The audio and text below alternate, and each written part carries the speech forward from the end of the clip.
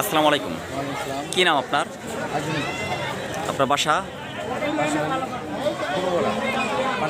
এই যে একটা গরু, একটা ষাঁড় গরু আমরা দেখতে পারলাম যে এই ষাঁড় গরুটা অনেক বড়।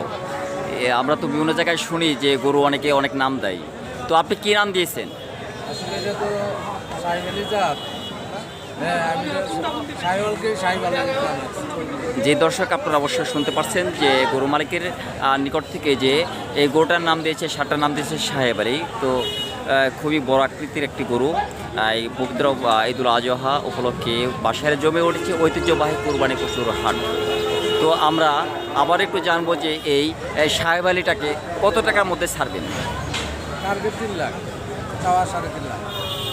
আর দাম হয়েছে 70,000, 2,70,000। আপনি গরু একটা আনছেন, একটাই আছে।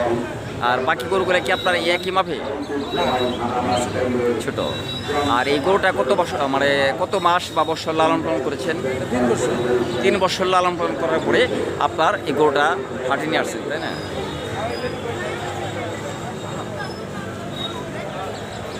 প্রিয় দর্শক, এই গরুটা আসলে অনেক বড় গরু। এই সাহেব আলী নাম গরুটার নাম দিয়েছে। দেখতে তারা পিছনে দেখেন যে অনেকেই ভিড় জমাচ্ছে এই গরুটা দেখার জন্য।